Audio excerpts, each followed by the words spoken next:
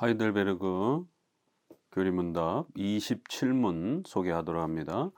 하나님의 섭리란 무슨 뜻입니까? 섭리란 어디에나 있는 하나님의 전능하신 능력인데 그는 이를 통하여 마치 그의 손으로 붙잡으시듯이 하늘과 땅과 모든 피조물들을 지탱시키시고 식물들과 풀들, 비와 가뭄, 풍작과 흉작, 먹을 것과 마실 것, 건강과 질병, 부와 가난, 양식과 음료 등 모든 것들이 우연이 아니라 그의 아버지다우신 손길로 임하도록 그렇게 그것들을 다스리십니다. 섭리교리는 우리 개혁주의 또 우리 장로교회의 신론에 해당이 되는 아주 중요한 교리입니다.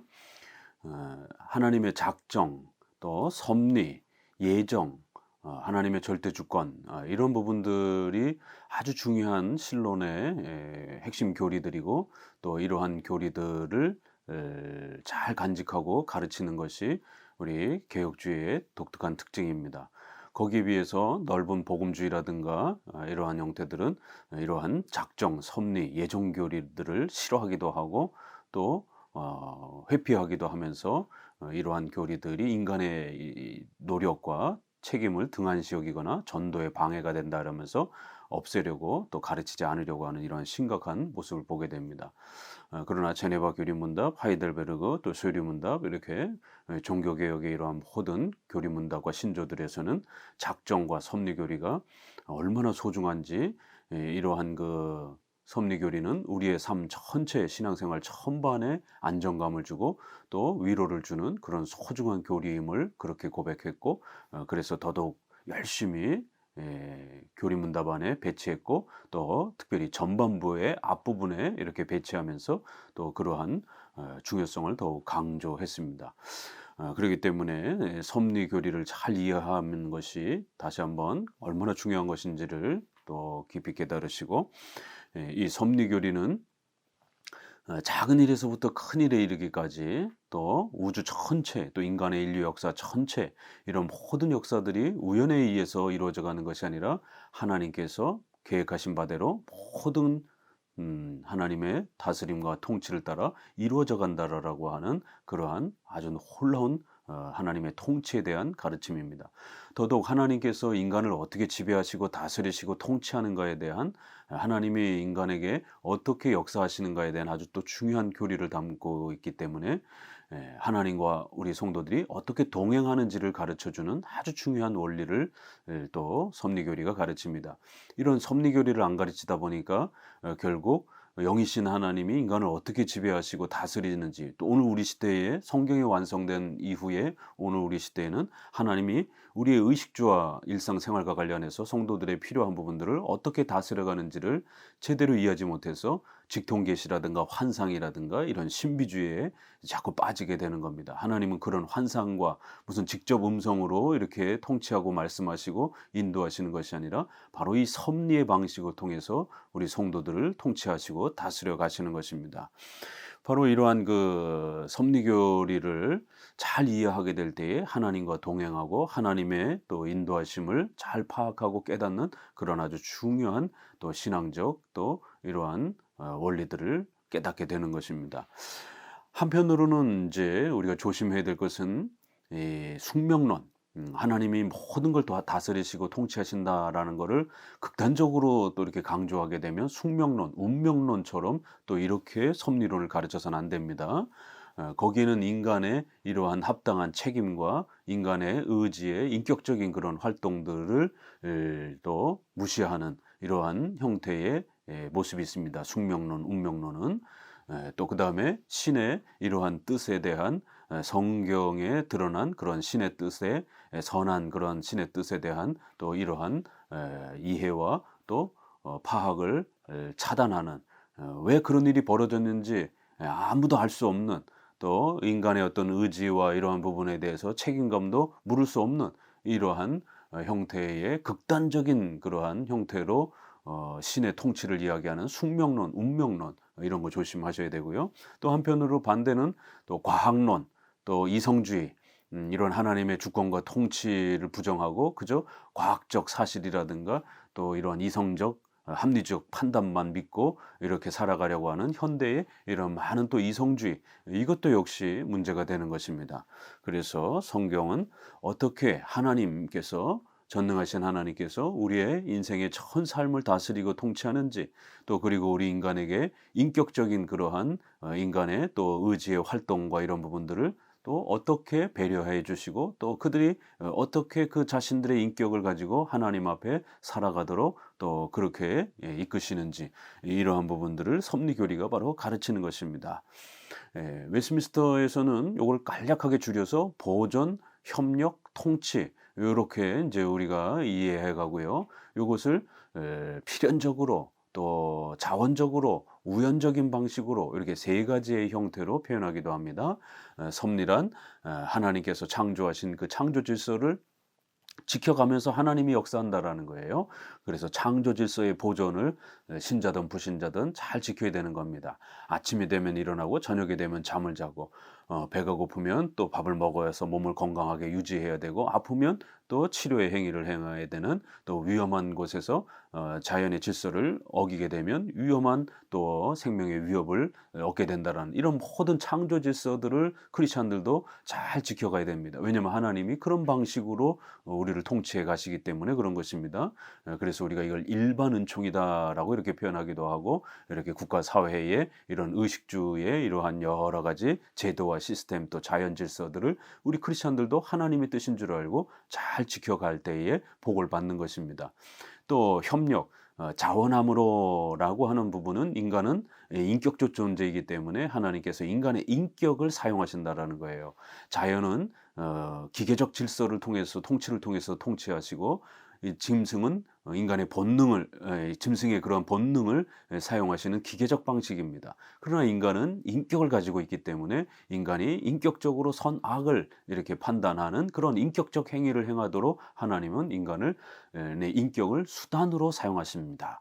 알미니안주의자들처럼 인간의 인격과 의지를 하나님께 보태야 되는 공로적인 신인 협력적 방식으로 이렇게 협력을 이렇게 주장하는 건 잘못된 겁니다. 그러나 인간의 의지를 도구적으로, 수단적으로 하나님의 역사와 영광에 하나님이 사용하신다라고 하는 이러한 협력의 방식은 성경이 말하고 있습니다. 그래서 인간의 의지를 수단으로 해서 하나님의 뜻을 이루어가는 그런 방식으로 인간을, 내 의지를 배려하시면서 사용하시면서 그렇게 역사하신다라는 거예요.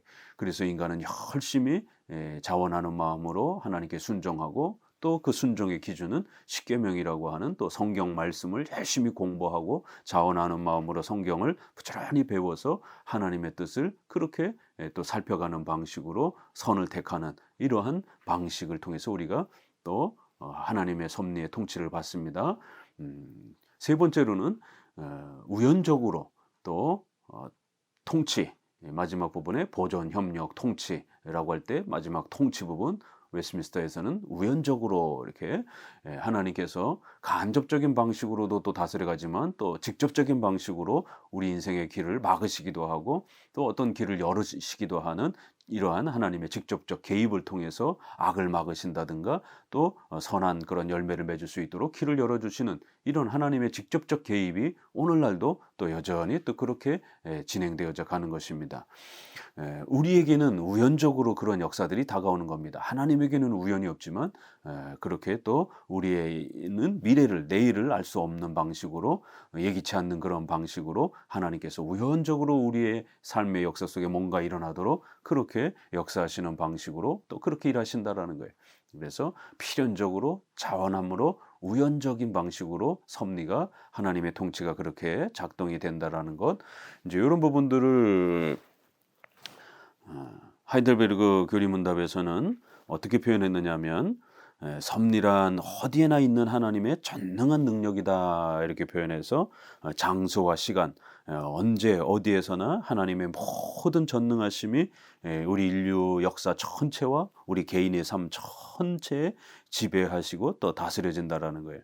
그래서 이를 통해서 마치 그의 손으로 모든 것을 붙잡으시고 하늘과 땅과 모든 피조물을 지탱하시고, 그래서 하나님이 창조하신 그 창조의 이러한 질서들을 하나님 스스로 지켜가신다라는 거예요.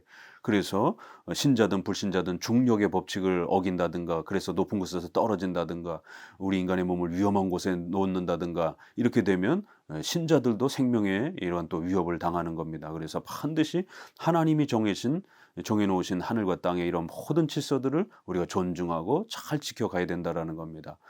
식물들과 풀들, 비와 가뭄, 풍작과 흉작과 먹을 것과 마실 것, 건강과 질병, 부호, 가난, 양식과 음료, 이런 모든 것들을 다스린다라는 거예요. 인간의 역사 속에서 벌어지는 수많은 좋은 일, 또 나쁜 일 포함해서 모든 것이 하나님의 그러한 통치와 역사 속에 하나님의 계획을 따라 그렇게 또 이루어져 간다라는 겁니다. 또 우리 인간 개인의 또 그러한 삶에 좋은 일, 나쁜 일, 이런 모든 일들이 결코 우연이 아니라 하나님에게는 우연이 없는 것이죠. 하나님의 작정과 섭리의 계획 속에서 그 모든 일이 진행되기 때문에 비록 우리에게 우연처럼 다가오는 것입니다.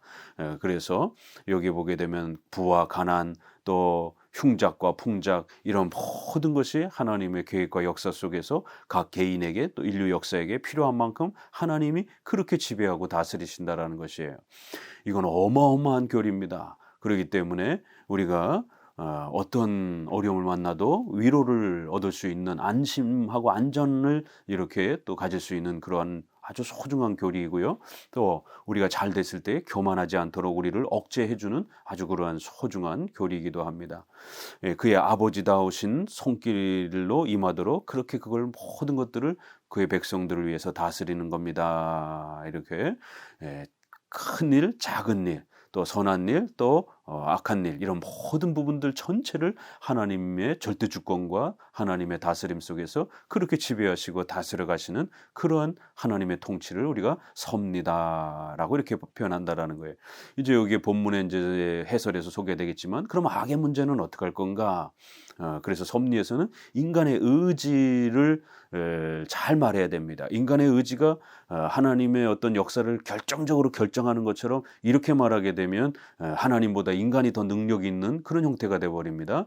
그래서 인간의 의지를 사용하지만 도구적으로, 수단적으로 사용하는 그런 방식이지, 인간의 의지가 하나님을 도와줘야 되는 공로적인, 그래서 인간의 의지가 결정적으로 뭔가를 결정해야만이 하나님의 역사가 만들어지는 것처럼, 이렇게 인간의 의지가 모든 역사의 주체처럼 이렇게 강하게 강조하게 되면 하나님을 무능력한 분으로 만들기 때문에 이건 잘못된 겁니다.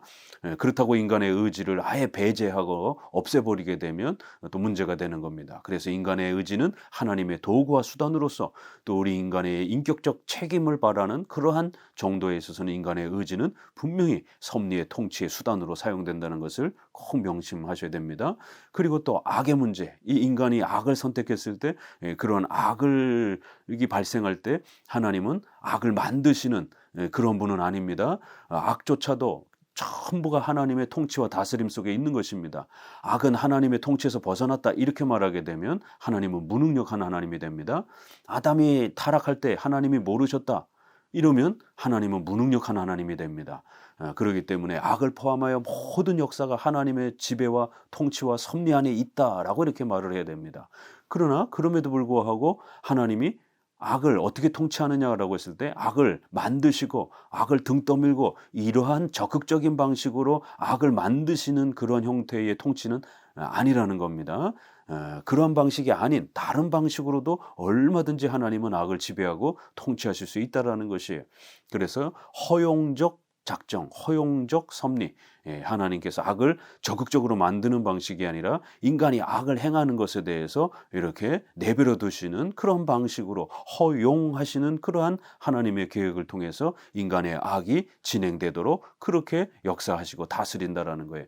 그래도 또 그 악조차도 하나님의 그 거대한 전체 역사를 파괴한다든가 인간의 구원을 위협하는 정도로 다가온다라면 그 악을 하나님은 또 얼마든지 막으실 수 있고, 또 그 악을 변화시켜서 모든 것이 합력하여 선을 이루도록 로마서 8장 28절처럼 하나님은 그러한 전능하신 선한 능력을 갖고 계시기 때문에 또 그렇게 악을 사용하고 허용하셔서 하나님의 통치에 이바지하도록 그렇게 쓰시기도 한다라는 거예요.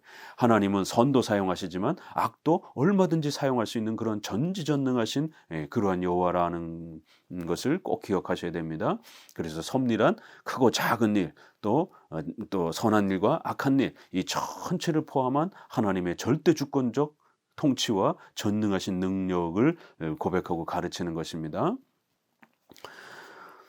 하나님의 섭리의 교리를 깨닫지 않고서는 창조에 대해서도 충분하고도 올바른 지식을 얻을 수 없는 것이다. 이렇게 섭리 교리를 우리가 제대로 이해 못하게 되면 이신칭의도 중요하지만 이렇게 섭리 교리를 모르게 되면 하나님에 대해서 반밖에 이렇게 이해하지 못하는 그런 일이 벌어진다라는 거예요. 반드시 섭리 교리와 작정 교리, 예정 교리를 이해해야만이 성경에서 말하는 구원과 관련된 하나님, 그 다음에 창조와 통치와 심판주로서의 하나님 전체를 우리가 바르게 이해할 수 있다라는 것입니다. 앞부분은 조금 넘어가고요. 하나님의 이러한 그 본성과 속성들을 우리가 이해하게 되면 이 섭리 교리가 얼마나 중요한지를 알 수 있다라는 겁니다. 하나님은 전능하셔서 그가 원하지 않으시는 일은 무엇이든지 일어날 수가 없고 그가 원하지 않으시는 방식으로도 일어날 수가 없다. 일어나는 일은 무엇이든지 반드시 하나님의 뜻과 지도하심에 따라서 일어나는 것이다. 그래서 하나님의 전지전능하심이란 바로 이러한 어마어마한 능력이라는 겁니다. 그래서 우리가 사도신경에서 전능하사 이렇게 하나님의 속성 중에 바로 이 하나님의 절대주권과 작정과 섭리를 가장 앞에서 그렇게 고백하는 겁니다. 만약에 이런 하나님의 전능성을 빼버리게 된다면 하나님은 무능력한 하나님으로 그렇게 소개가 될 수 있기 때문에 아주 조심하셔야 된다는 겁니다. 섭리란 무엇인가? 예지와 섭리 그리고 예정은 서로 다르다. 예지란 하나님 자신이 행하실 것을 물론 다른 존재들이 그의 허용하심을 받아 행하게 될 것들까지, 예를 들면 죄를 짓는 일까지 영원 전부터 미리 아시는 하나님의 지식을 말한다. 또 섭리와 예정은 모두 하나님께서 친히 행하실 일들에 관한 것이지만 섭리는 하나님께서 지으신 모든 만물에 다 해당되나 자연 만물과 인간 역사 전체를 포함하고요. 예정은 오직 이성적인 피조물들에게만 해당되는 점에서 서로 다르다. 그래서 그냥 그 용어를 같이 사용하기도 하고 조금 세분화해서 이렇게 각각 구별해서 표현하기도 한다라는 겁니다. 섭리란 하나님께서 그의 피조물들에게서 모든 선한 일들을 이루시며 악한 일들이 행해지는 것을 허용하시고 선하고 악한 모든 것들의 역사하사 그 자신의 영광과 그 백성들의 구원을 이루도록 하시는 영원하고 지극히 자유로우며 불변하고 지혜롭고 의롭고 선한 하나님의 계획이다. 이렇게 해서 악까지 포함해서 이렇게 하나님의 섭리와 주권적 통치로서 이해하는 것이 섭리교리다라고 이렇게 표현합니다. 하나님의 역사하시면은 이런 하나님의 절대 주권적 통치는 두 가지로 나타나는데 일반 역사와 특별 역사가 그것이다. 하나님의 일반 역사는 만물을 특히 인류를 지탱하시고 다스리는 역사다. 그리고 특별 역사는 금생에서 그의 백성의 구원을 시작하시고 또한 내생에서 그의 구원을 완성하는 역사다. 그래서 하나님의 주권적인 이러한 섭리적 통치에는 전 역사를 지배하는 그런 일반적인 하나님의 섭리 역사가 있고요. 또 교회와 그 성도들을 더욱 특별히 다스리는 그러한 특별 섭리적 통치가 있다라고 이렇게 말합니다.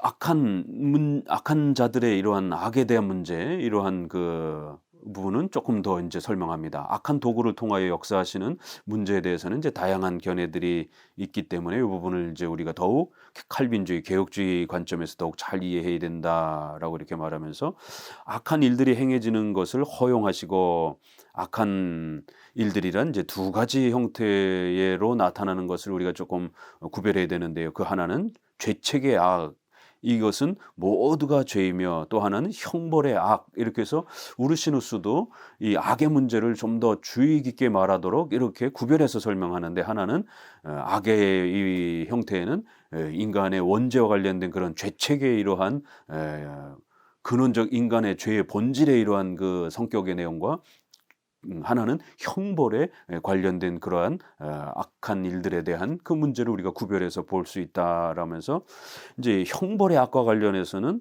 조금 이건 어려운 표현이지만 하나님께서 시행하는 것인데 그것은 특정한 행위 혹은 움직임뿐만 아니라 악인들의 파멸 혹은 환난이라는 점에서 그러하다. 하나님께서는 악을 반드시 벌하시고 책망하시는 그러한 악을 심판하시는 심판주로서의 그러한 관점에서는 아담의 그 타락이 일어나도록 그렇게 하나님은 허용하시고 또 그런 모든 또 그러한 타락에 대해서 하나님은 다스리시고 통치하시고 또 심판하신다라는 거예요. 그래서 하나님이 악을 지배하시고 통치하시고 다스린다 이렇게 말할 수 있다라는 거예요. 그러나 죄책과 관련된 이런 악의 성질이 있다라는 거예요. 이것은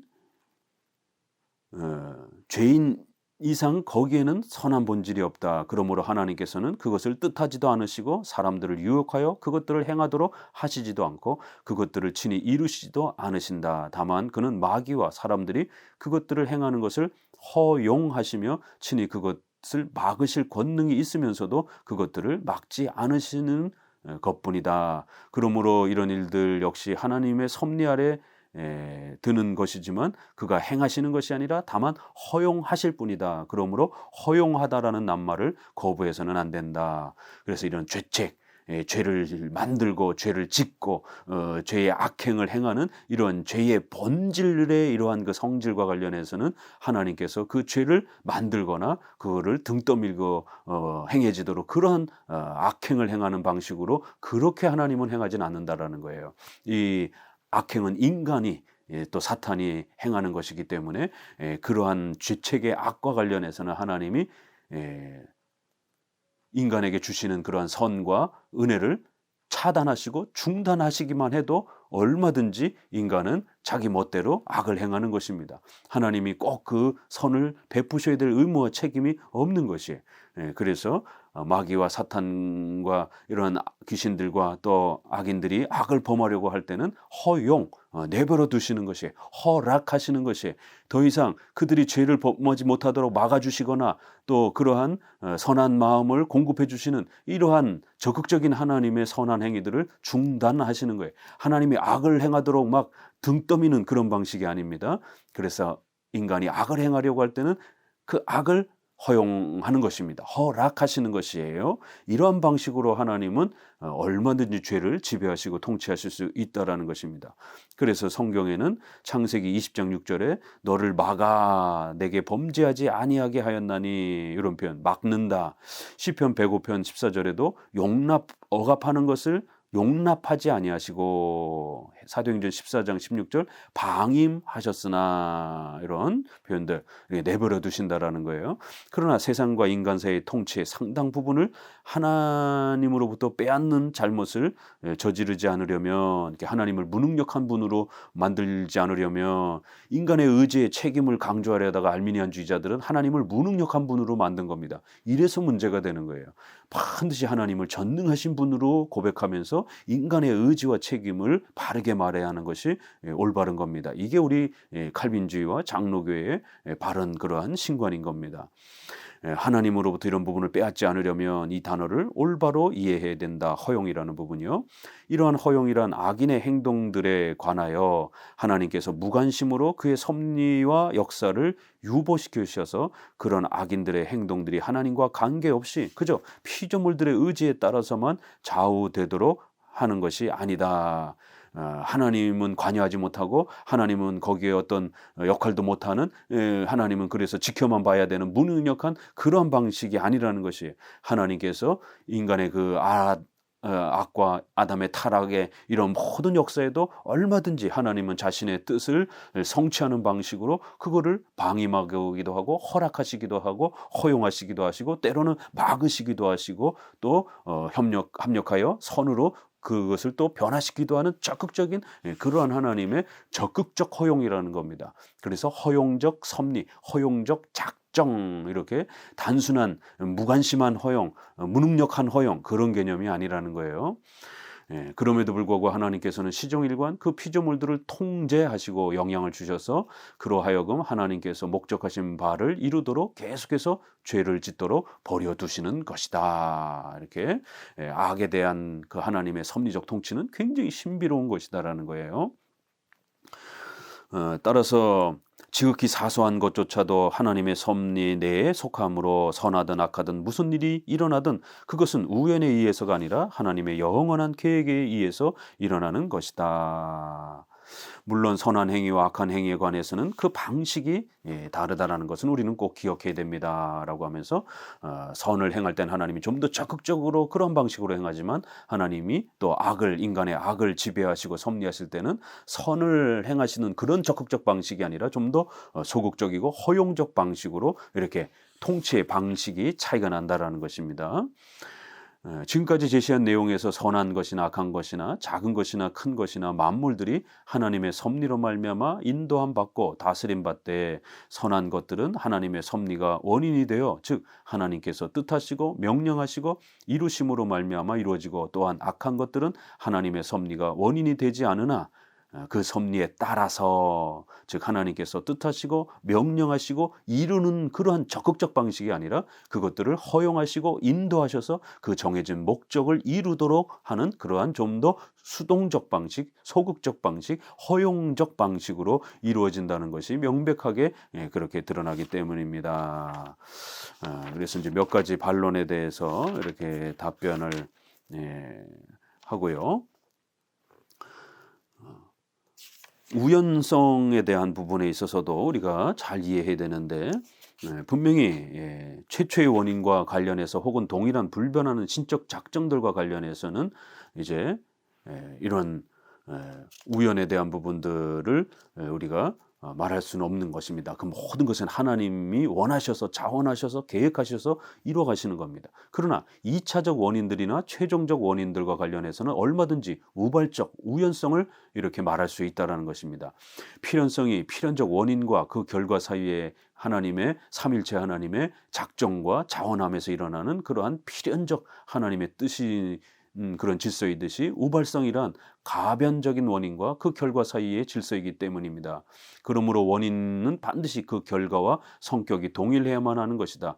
그러나 하나님께서 그의 피조물들을 통하여 행하시는 모든 일들의 경우 이 경우 하나님과 그 피조물이 동시에 원인이 된다라고 이렇게 말할 수 있다라는 겁니다. 다른 면에서 가변적이며 필연적인 원인으로부터도 동일한 결과가 얼마든지 나올 수 있다. 이제 예를 다시 설명하기를 하나님께서는 그 결과가 필연적이지만 하나님은 모든 걸 계획하셨기 때문에요. 피조물들에게는 그 동일한 결과가 우발성에 따르는 것이다.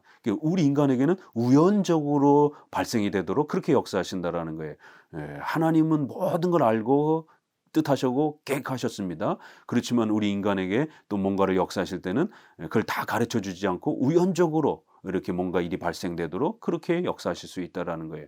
그래서 우리 인간이 뭔가 이렇게 또 원인, 죄에 대한 책임을 짊어지는 그러한 또 어떤 사건에 있어서 책임감 있게 거기에 책임을 짊어져야 되는 그런 인격적 행위가 또 발휘가 된다라는 겁니다.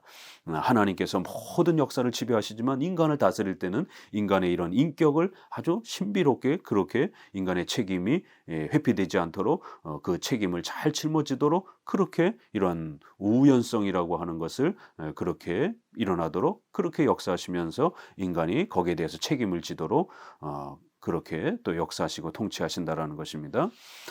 섭리교리에는 이렇게 수단에 대한 부분들도 우리가 함부로 무시하지 않는다라는 것, 또 그래서 인간의 인격적 의지가 선과 악을 택하는 것에 대해서 상벌을 내리시는 또 이런 하나님의 분명한 또 그러한 통치의 행위가 있다라는 것, 이런 모든 부분들 함께 또 잘 고려해야 된다라고 이렇게 말합니다. 28문 하나님께서는 만물을 창조하셨고 그것들을 그의 섭리로 여전히 지탱하신다는 것을 아는 것이 우리에게 무슨 유익이 됩니까? 왜 우리 칼빈주의는 이렇게 섭리교리, 작정교리를 그토록 강조하는가? 이런 질문이죠. 역경 중에서 인내하고 순한 일 중에서 순경, 좋은 일들이 일어날 때 감사하며 장래일에 대해서도 우리의 신실하신 하나님을 든든히 신뢰하며 그 어떤 피조물이라도 우리를 하나님의 사랑에서 끊을 수 없으리라는 것을 확신하게 되는 유익이 있습니다. 이는 모든 피조물들이 완전히 그의 손에 달려 있어서 그의 뜻이 없이는 아무것도 움직일 수 없기 때문입니다. 두 가지 유익이 있다라고 이렇게 말합니다. 어떤 고난이 닥쳐와도 어떤 어려움과 환난이 닥쳐와도 이런 모든 환난과 어려움도 하나님의 그 손에 달려 있다라고 하는, 하나님의 뜻이 없이는 절대로 어떤 일도 일어날 수 없다라고 하는 마태복음 10장에 있는 것처럼 우리의 머리털까지 세신 바 되신다라고 하는, 들에 피는 풀 한 포기조차도 하나님의 허락이 없이는 절대로 피고 이루어질 수 없다라는 것. 우리 인생의 어떤 고난과 어려움도 하나님이 허락하지 아니하면 절대로 일어날 수 없다라는, 그러면 하나님이 지키고 계신다라면 하나님이 반드시 해결해 주시고 도와주실 것이다라고 하는 이런 강력한 위로와 용기를 주는 교리가 섭리교리라는 겁니다. 또 우리가 잘 됐을 때, 인간은 또 잘 됐을 때 교만하거나 거만해짐으로 또 인생이 망가지기도 합니다. 그럴 때 우리가 뭔가 좋은 일이 주어졌을 때도 그것이 내 노력과 공로로 주어진 것이 아니라 하나님께서 그렇게 뭔가 계획하셔서 또 우리에게 또 그런 의식주와 관련된 선물을 주시는 것으로 그렇게 생각하게 되면 얼마든지 또 우리가 청지기적인 그러한 또 자세로 그런 좋은 것들을 나누고 또 교회를 위해서 쓰고 이렇게 겸손해질 수 있는 아주 중요한 교리가 된다라는 겁니다. 모든 우리의 인생 역사가 완전히 하나님의 손에 달려서 그의 뜻이 없이는 어떤 것도 일어날 수 없고 움직일 수 없다라고 하는 이런 아주 강력한 신관을 우리에게 만들어 준다라는 거예요. 이런 점들을 볼 때 앞에서 정의하고 해명한 하나님의 섭리가 유지되지 않으면 신앙의 모든 진리 전체와 경건의 기반 자체가 뒤집어지고 말 것이다. 그래서 섭리교리를 모르게 되면 신앙생활이 엉망진창이 된다라는 거예요. 왜냐하면 첫 번째 역경이 올 때 그것들이 하나님 우리 아버지로부터 온 것이라는 것을 모르면 그 가운데 인내하려 하지 않을 것이기 때문입니다. 두려움 속에 빠져 산다라는 것이죠. 하나님의 손길로부터 왔다라는 걸 알게 되면 견디고 인내할 수 있다라는 거예요. 두 번째, 우리에게 베풀어지는 은택들이 위로부터 오는 것임을 모른다라면 그것들에 대해 감사하는 마음이 없을 것이기 때문입니다. 이게 교만해질 수 있다라는 거예요.